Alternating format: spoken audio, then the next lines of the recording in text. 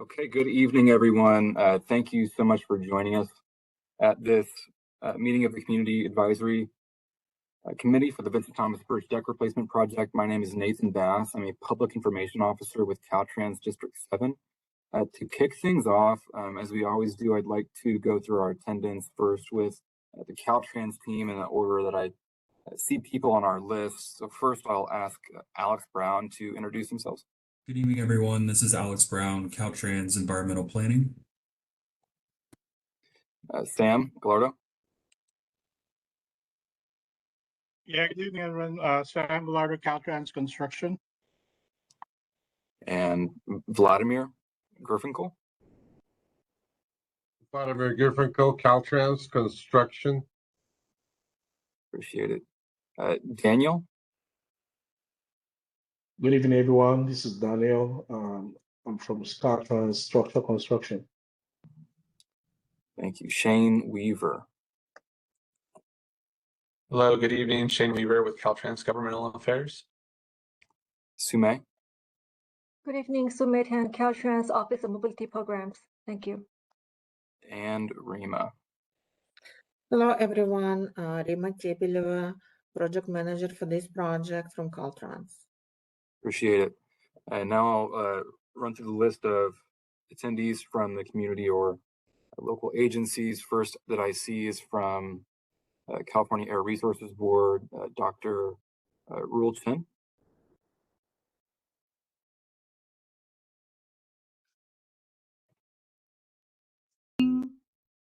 Good evening, everybody. Crystal Rule-Chen with the California Air Resources Board. Thank you. Carlos Quintana. Good evening, everyone. My name is Carlos Quintana. I'm the construction manager for the Shoemaker Ramps Demolition Project with the Port of Long Beach Construction Management Team. Thank you, sir. Cecilia Moreno. Hi, everybody. Cecilia Moreno, Director of Community Relations with the Port of Los Angeles. Eric Morin. Hello, good evening. Yes, this is Eric Morin with the Pacific Maritime Association. Okay, thank you. Irma. Sorry, Irma Lara Venegas with the Greenbelt Neighborhood Group. Thank you. No apologies necessary. And Joel.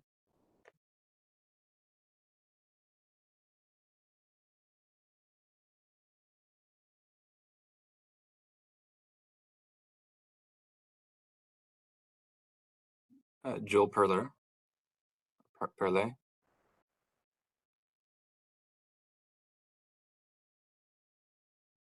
Ms. Karen Meeks. Hi, everyone. It's Karen Meeks. I'm part of the comms team at the Port of Long Beach. Thank you, ma'am. And that is, I think, all of us here at the start. Let's go ahead and get started. This is the 34th iteration of the Community Advisory Committee. It's June 24th. Welcome and thank you for joining us. Pretty similar agenda to what we had last month. As always, we'll kind of go over the overview of construction, where we're at on the project, and sort of the related programs related to mitigation and the project, such as our traffic management plan. So the previous community meeting did not generate any action items other than getting our meetings and recording uploaded to accessibly accessed on the project website. So the first topic here is some work that we're doing that's impacting Harbor Boulevard and Ferry Street. Last month, we announced some work going on the bridge that's causing limited closures on Harbor Boulevard, at Front Street and at Ferry Street. We're building that under deck platform on the bridge as it crosses over those locations, which is causing us to implement limited closures or single lane closures on Harbor Boulevard and Ferry Street. The work at the Harbor Boulevard location as it crosses Front Street, or turns into Front Street, excuse me, is set to finish at the end of this month. and work is taking place from 7 p.m. to 6 a.m.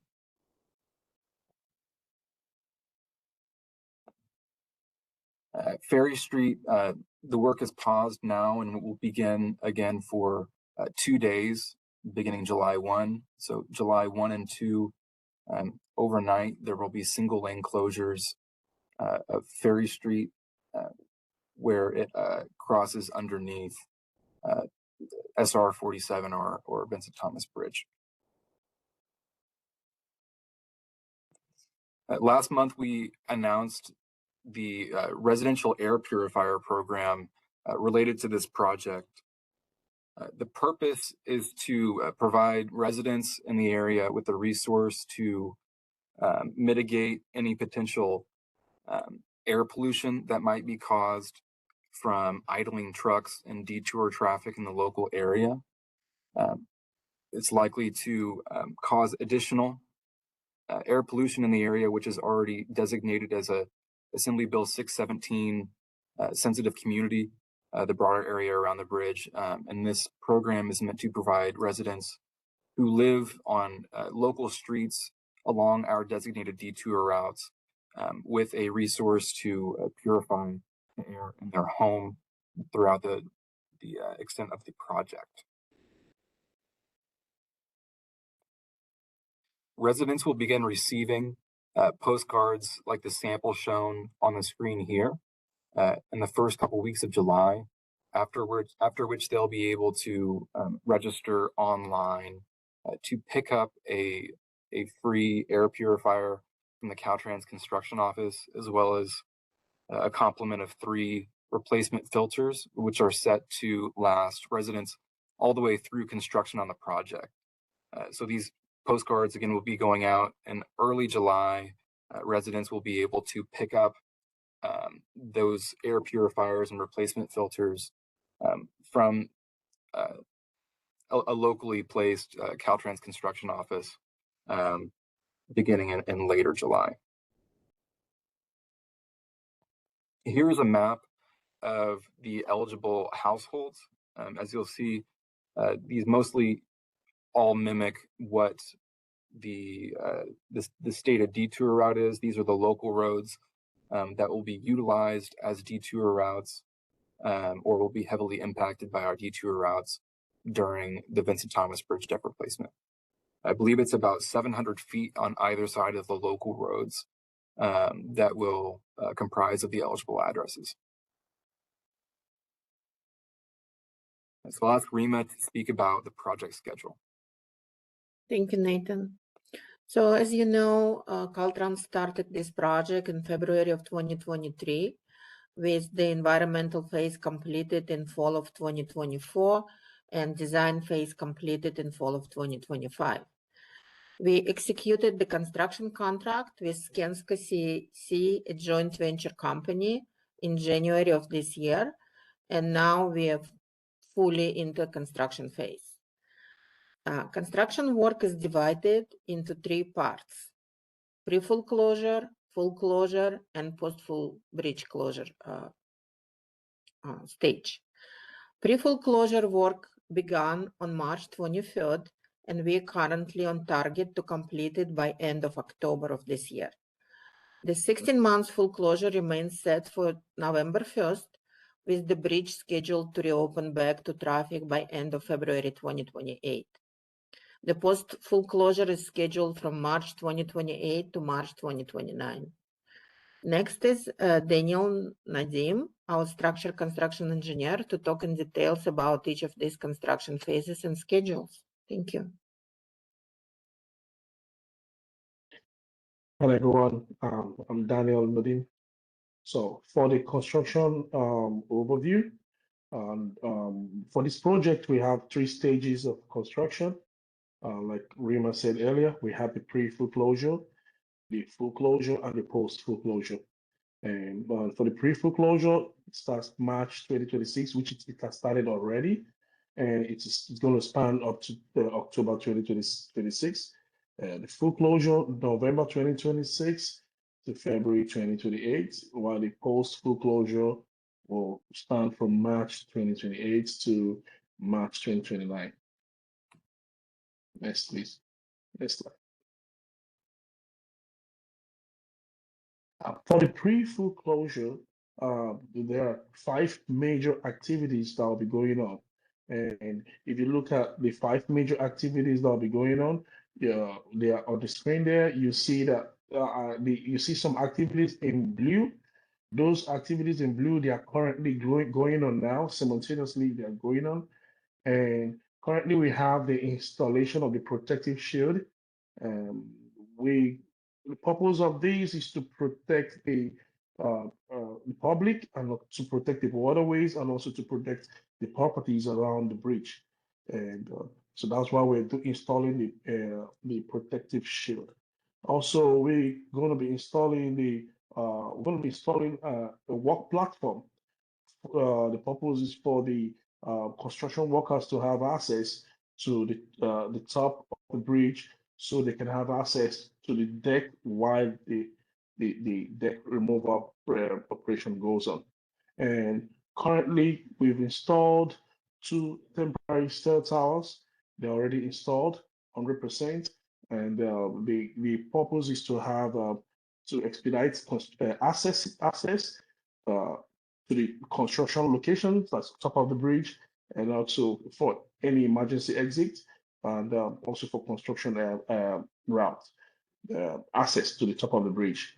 So those 3 activities are currently going on. We've completed all the 2 temporary stair towers, and in the same pre-full closure, we'll be installing structural braces.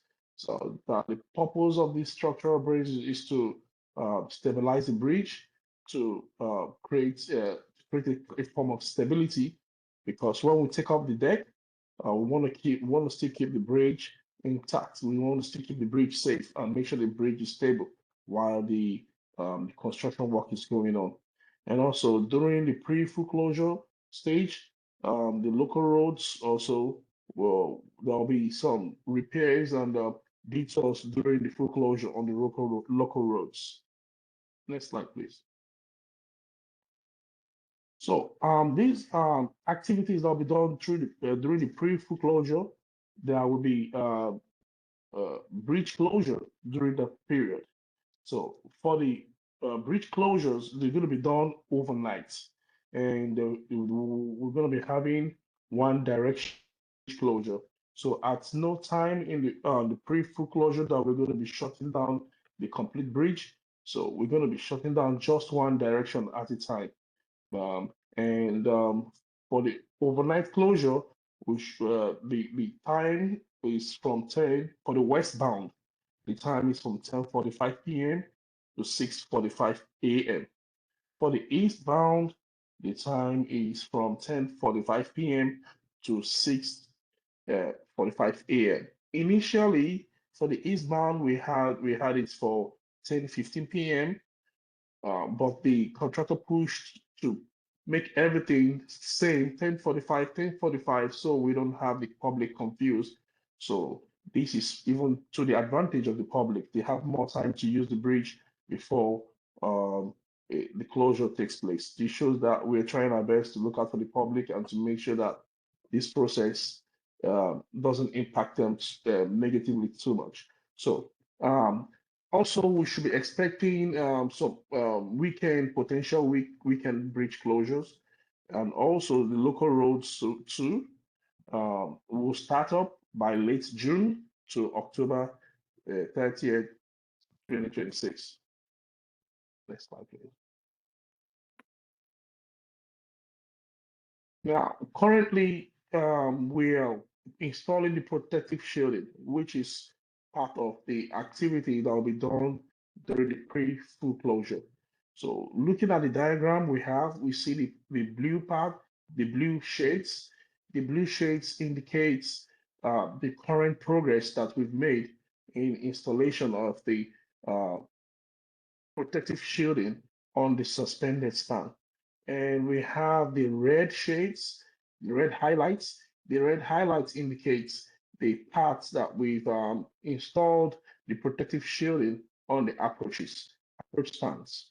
So if you're currently on the approach stands, we are about 74% completion. And on the suspended stand, we're about 65% completion. So we are moving as fast as we can. We're on track. And looking at the yellow part, the yellow highlights at the left and on the right, on the left, on the right, we have Ferry Street. You look very well, we see we are already over Ferry Street. And we're pushing towards Harbor Boulevard. And we're looking at in the next 2 weeks, we should be done with the protective shielding, installing the protective shielding. And mind you, the protective shielding is just one of the operations or one of the activities that will be done during the pre-full closure.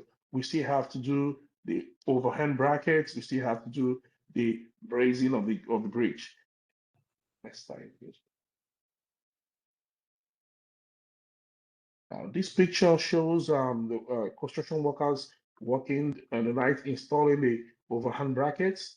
If you look at the right side of the pictures, you see the construction workers installing the overhand bracket. On the left, you see the overhand bracket completely installed, and also the protective shielding below the bridge installed to protect the public and the waterways. Next slide, please.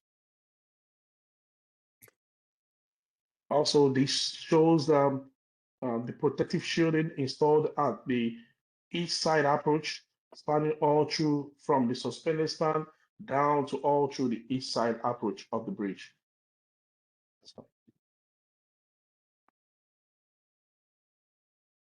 This picture shows the protective shielding installed over the suspended stand, and we look at it very well. We're almost done with it. Like I said earlier, we'll be done with this installation in 2 weeks' time. Next slide, please. Now, after the pre-full closure, we'll be moving to the next stage of construction, which is the full closure stage. Now, this full closure stage, it will be from 1st November 2026 to February 28, 2028, which is a 16-month span. And on this stage, we're going to be closing down the bridge completely, and the deck replacement will commence.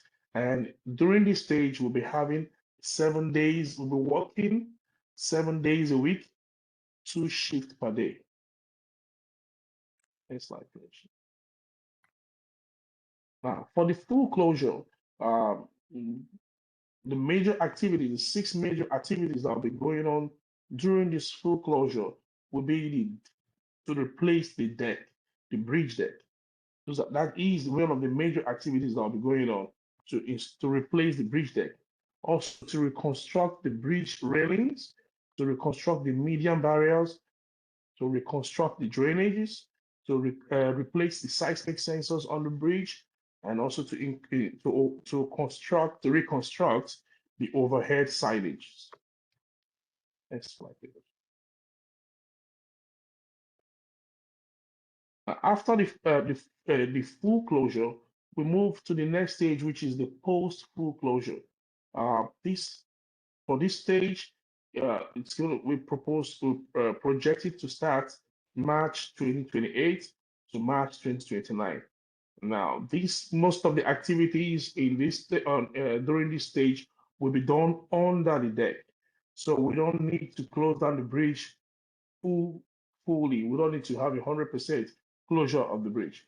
So at this point, we're going to be just working under the bridge, working doing the utility installation, taking care of the punch list, trying to complete the punch list to make sure that every outstanding things have been put in place, and to install the drainage and the seismic joints at the seismic joints.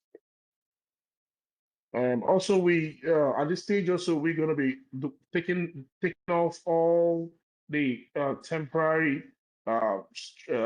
structures that were installed during the post full closure, like the access stairs, like the protective shield, and the structural bracing. So all those temporary items, things they were installed on the bridge, At this stage of post full closure, that's when we're going to be removing those things. Next, please. Now, the post full closure, the post full closure stage, there'll be bridge closure, but this is going to be the same as the pre full closure. We have the same overnight one directional closure during the weekdays, and we also might have some potential weekend closures, but major closure will be during the weekdays. And we will be closing down the bridge, the westbound direction from 10:45 p.m. to 6:45 a.m. Or we'll be closing down the eastbound direction from 10:15 p.m. to 6:45 a.m. Next, please. So I'll be handing back to Nathan. Thank you. Yeah. Thank you. Yeah, thank you, Daniel. And if anybody is anxiously joining this meeting and missing your Mexico Czech Republic game, we got 24 minutes on the pitch. Nobody scored yet. It's still 0-0. Just a quick update on the FIFA World Cup. So we're entering an important part of the project now, of that pre-full closure phase of construction, where Caltrans and our contractor are completing a series of improvements on the local roads that will be used or heavily impacted during the full closure, during the detour route, and all of that. So this map here shows a series of improvements that are either underway now or will be completed before the full closure, which is scheduled for November 1st of this year. So notably, we're doing a lot of pavement rehabilitation or resurfacing on Harry Bridges and that corridor extending from Harry Bridges up on Alameda to Denny Street, as well as restriping several roads, either to just improve the existing delineation on the roads, or in some cases, add capacity through restriping. There will also be improvements at several intersections to increase the sort of reliability functionality of those intersections. And this map, as well as another map, depicts where we are installing several cameras that will allow both Caltrans, local agencies, and the driving public to get a real-time image of what the detour conditions are before they get on the road. So here tabulated is those local road improvements that are either underway now or will be completed over the summer and into the fall before our closure. The big one coming up is Harry Bridges Boulevard, which is that connector from around the 110 highway moving east across Wilmington toward Alameda. We'll be rehabilitating the pavement, striping, and installing traffic signal loops inside the roadway. That's taking place starting, I believe it's next week into early August. Require nightly and daytime partial closures. So at all these closures shown here, all the work, they'll leave at least part of the road open in both directions. So it looks like a lot of impacts, but really there will still be traffic moving in both directions. The other work that we can look to begin very soon is Pacific Coast Highway. Caltrans will begin installing the temporary traffic signal, which was shown on the previous map at a key intersection at Pacific Coast Highway and Drum and Coyle avenues. So looking at improvements on Harry Bridges Boulevard, Alameda Street, Anaheim Street, Pacific Coast Highway, Henry Ford Boulevard, and East I Street, all of these local roads that will either be used or impacted by our project through the use of detour routes and diverted traffic, set to be completed over the coming months. Again, the traffic impacts related to these closures are all partial. It's only going to be lane reductions, not full closures of the roads.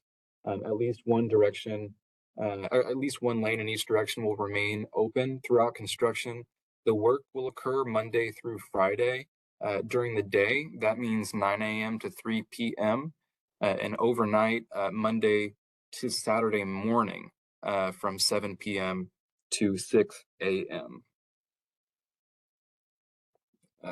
And on the traffic management plan subcommittee, I believe typically Ken Young, who is the office chief in the office of the district traffic manager, would take over here, but technology has failed him tonight. So I'm going to fill in. I'll do my best, kind of give you an overview of what the detour routes are and the traffic management or the mitigation that we have planned for the project. But you'll forgive me if it's not quite as comprehensive as Ken Young would typically cover.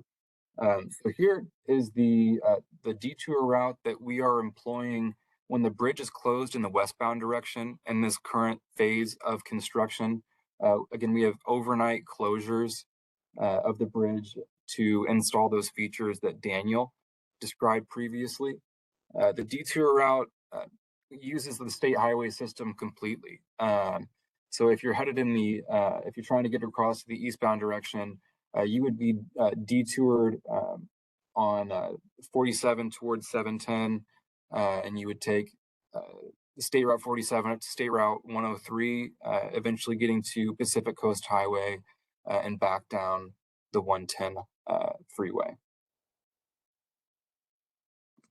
And when those closures are in the eastbound direction, if I misspoke earlier, I meant to say that was the detour route for the westbound direction. For the eastbound direction, very similar detour route. This one taking motorists, if they're trying to get over to toward Long Beach from San Pedro, they would take 110 to Pacific Coast Highway, back down 103 toward SR 47. Alternatively, folks could take Interstate 710 if they missed that first right turn from Pacific Coast Highway. So as I said, there's two different directions that these closures are occurring in, never twice or never in both directions at the same time. Initially, we started out for several weeks in the westbound direction, closing the bridge on a nightly basis. Then we switched to the eastbound direction earlier this month. Now we're headed into a phase where that direction will change on roughly a weekly basis. So keep an eye out on our press releases on this project, which you can see on our project website, vtbproject.com, or alternatively, you can sign up to receive those press releases in your email inbox, and the sign up for that process is online. So you saw previously the detour routes for the pre-full closure stage. This is the detour route for the full closure stage, and it's now evident why we're doing all that work on local roads like Harry Bridges Boulevard, East I Street, Alameda, because they'll form the basis of the detour route that will carry especially heavy trucks from San Pedro to Long Beach or vice versa when both directions of the bridge are closed. So this does utilize the local roads close to the port, and will, be in effect beginning November 1st up until the first few months of 2028.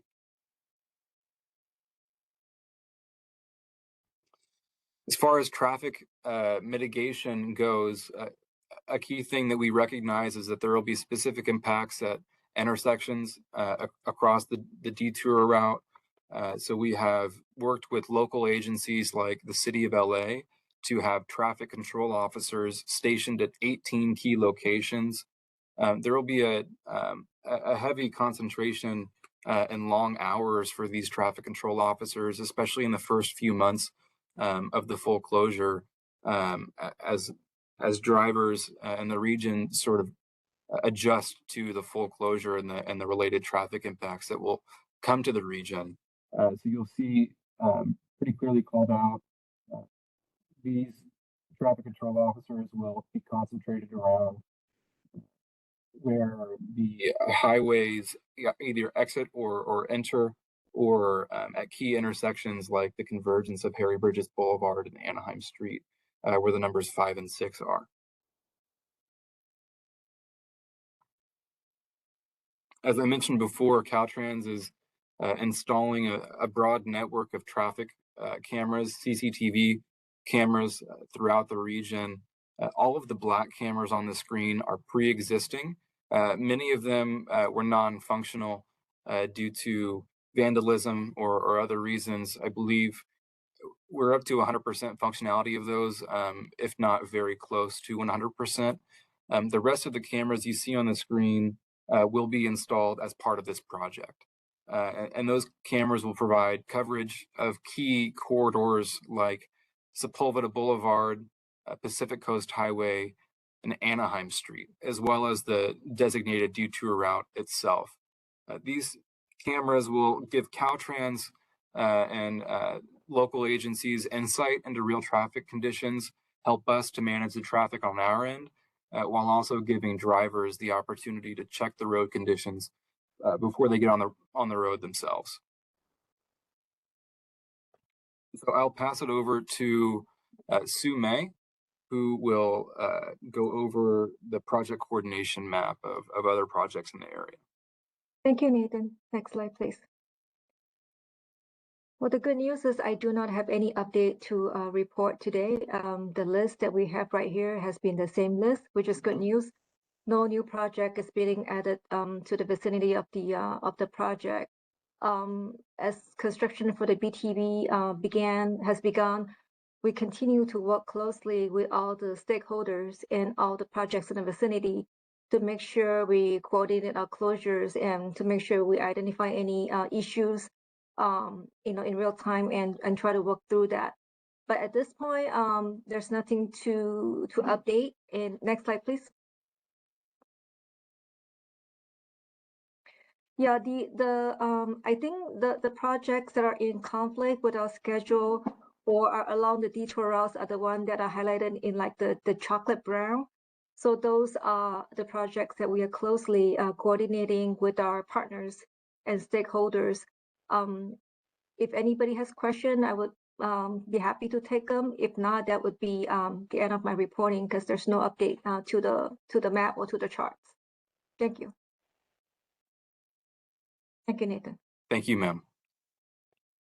Okay, last month, our meeting occurred before the monthly meeting of the Pacific Merchant Shipping Association's Goods Movement Stakeholder Meeting.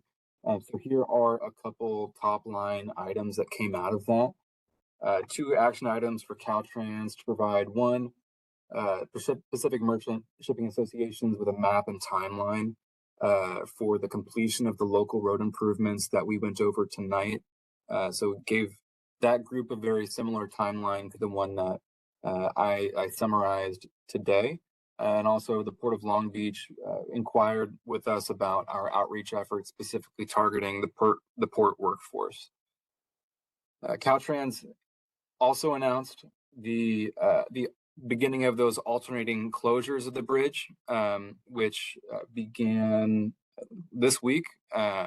So again, we initially had about a month or so of closures in the westbound direction, a few weeks of closures in the eastbound direction, and now we're switching that direction more frequently.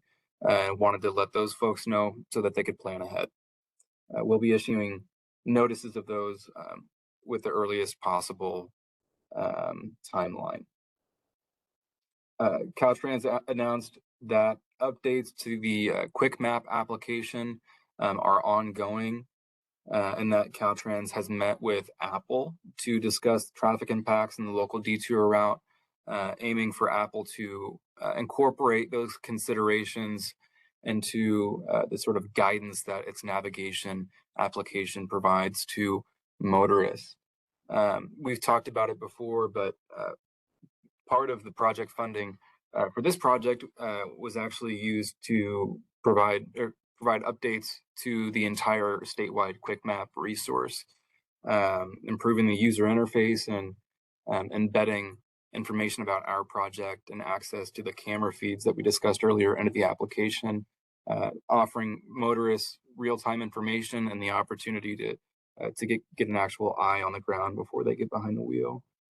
And also Caltrans and the City of Los Angeles discussed that we're working to finalize all the permits and necessary agreements to complete the local road improvements. Obviously, Caltrans is a state agency and will need proper authorization to go onto this the local road system and make these improvements that we've announced. And some of those permits or agreements are complete. Others need final approval from both agencies. So if there are any other, if there's any questions, please let us know. Checking again, we're still at 0-0 in the Czech Mexico game.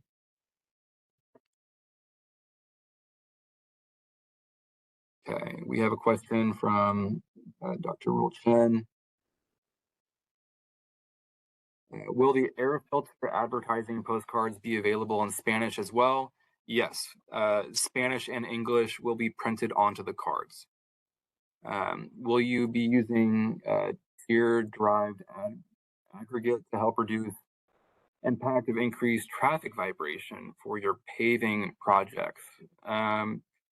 Not sure. I assume that you're speaking about the sort of asphalt composition for the resurfacing efforts that are underway. If somebody could help me out here, I don't know the answer to that. Sam, could you speak on this issue? I'm sorry, Rima, what was the question? Yeah, I'll read it. We had a question. Will Caltrans be using tire-derived aggregate to help reduce impact of increased traffic vibration for the repaving projects? I think they were talking about the rubberized asphalt. We are not using the rubberized asphalt because City of LA is not using it for their specs. So we're using a regular asphalt concrete mix. Thank you, sir. Yes, I mean, and again, kind of expanding on the answer to your first question about Spanish language materials, outreach to the Spanish-speaking community has been a priority in this project. Many of the community meetings that we've hosted, we've had a live Spanish translator available for folks. Many of our project materials are fully translated to Spanish. And we recognize that, especially in the area where the detour is located, that is a high concentration area of specifically Spanish-speaking residents. As a public agency in California, we also have obligations to what's known as Title VI to deliver our services equitably with a special interest toward those who don't use English as their first language. So yes, that is we are going to have Spanish on the postcards, and that was one of the first thoughts that we had about that specific program. Are there any other questions?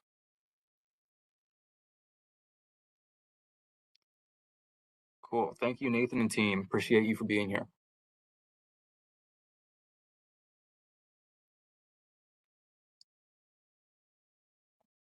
All right. Seeing none, action items, as always, we will record, memorialize this meeting with minutes and upload the recording that we've generated to our project website. You can meet us again at this same meeting room, July 22 at 6 p.m. If you'd like to get in touch with us in the meantime, my colleague Diana and I are the public information officers on the project. Our phone numbers are here on the website or here on the slide. My phone number is 213-269-0687. Our project website is vtbproject.com. And our email address is vtbproject@dot.ca.gov. So thank you very much for taking the time out of your day. I hope that you enjoy the rest of this week. And cheers. Thank you. Thank you. Bye. Thank you.